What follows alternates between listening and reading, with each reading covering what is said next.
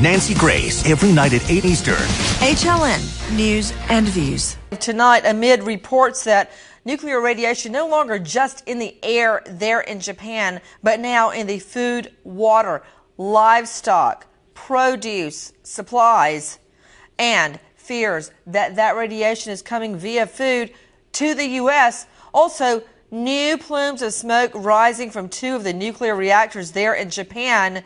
It was believed that there was progress being made over the weekend, but no more. Straight out to Bernie Rayno, senior meteorologist at AccuWeather.com. Bernie, explain how this is going to affect us. Well, in the United States, I don't think there's going to be a big impact at all. I think the radiation is, oh boy, here we go, Nancy, huh?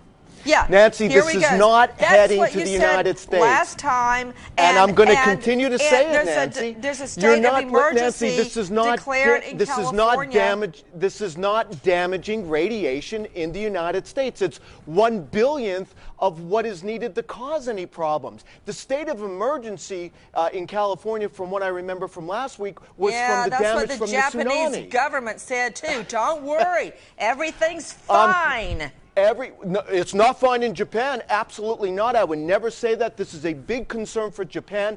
This is not a big concern for the West Coast of the United States. And maybe we should just agree to disagree on this one. Could you explain to me then why the California governor has declared a state of emergency? For radiation? That's 1 Maybe he should hear your weather report. Radiation, that's 1/1,000,000th of what is before its damage.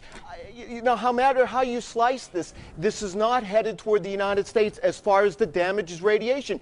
It didn't head to the United States with Chernobyl, which was volumes bigger than what we have going on in Japan. This is a huge concern in Japan, no doubt about it. That has to be taken care of, but it's not for the United States, not the damaging radiation. It doesn't just magically appear. It's got to get here. And the large amounts aren't. Okay, speaking of magic, Bernie, all of that is sleight of the hand, as smoke and mirrors. There's no such thing as magic. Let me school you. You're the meteorologist. I'm just a JD. Okay. I'm just a JD. Okay. I'm just a trial lawyer. But I know that radiation comes across the ocean.